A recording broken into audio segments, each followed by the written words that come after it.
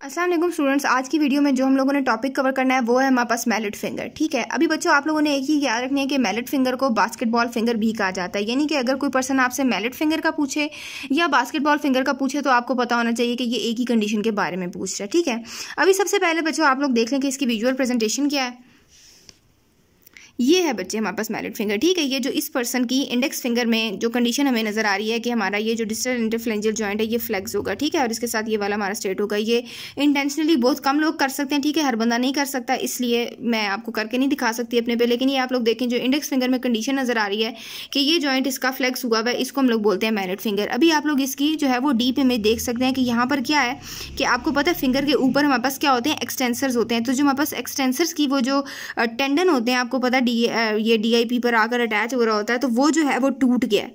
ठीक है, जिसकी वजह से हमारी जो फिंगर है वो न्यूट्रल पोजीशन में नहीं आ रही, क्योंकि एक्सटेंसर का टेंडन टूट गया, वो काम ही नहीं कर रहा, तो फिंगर हमारी फ्लेक्स हो गई है।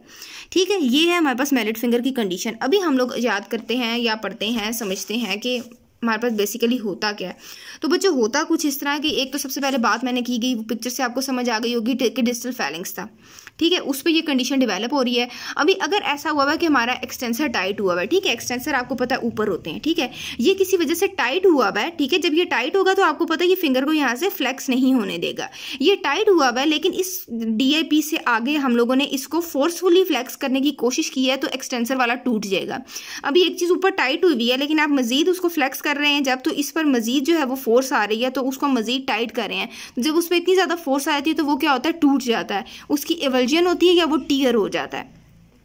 ठीक हो गया, तो फिर वो कंडीशन जो है वो डेवलप होती है और उसको हम लोग मैलेट फिंगर कहते हैं। अभी इस कंडीशन के बाद क्या होता है कि साइन एंड सिम्टम्स बच्चों आपको पता है किस तरह से आएंगे कि हमें इस एरिया में, क्योंकि वो जो है एवल्जन हुई है या टीयर हुआ है, तो क्या होगा कि पेन होगा, स्वेलिंग होगी और इस तरह की चीज़ें आएंगी। ठीक है, उसके अलावा क्या है कि 20 डिग्री तक हम अपनी एक्टिव एक्सटेंशन जो है उसको नहीं परफॉर्म कर सकेंगे। ठीक हो गया, क्योंकि इसने एक्सटेंशन करवानी है, ये टेंडन हमारा टूट गया, तो 20 डिग्री तक हमारी एक्सटेंशन जो है वो परफॉर्म नहीं होगी। उसके बाद बात करते हैं बच्चों ट्रीटमेंट की। तो ट्रीटमेंट का जो एक सिंपल लाइन इसके लिए यूज़ की जाती है वो होती है लेट इट हील।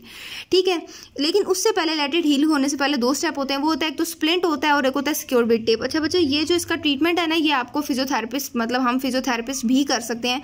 मतलब इस चीज़ का हमें आइडिया होना चाहिए कि ये ट्रीटमेंट भी हमारी डोमेन में आता है। अक्सर स्प्लिंट्स जो और POPs जो है ना, उनको हम लोग छोड़ देते हैं। POPs तो हम लोग नहीं अप्लाई कर सकते, लेकिन जो हम स्प्लिंट्स वगैरह है ना, वो फिजियोथेरेपी रिकमेंड भी कर सकता है और अप्लाई भी कर सकता है। ठीक है, पेशेंट को स्प्लिंट दे दिया जाएगा इस तरह से, बच्चे इस इमेज में देख सकते हैं। ठीक है, पेशेंट को जो है वो उन्होंने स्प्लिंट दे दी है। इधर ये देखें आप लोग, इसको जो है वो टेप से सिक्योर कर दिया और उसके बाद लेट इट हील। ठीक है, इसको अपनी हीलिंग का टाइम दिया जाए। तो ये है इसका छोटा सा ट्रीटमेंट कि स्प्लिंट कर दिया, सिक्योर विद टेप और लेट इट हील।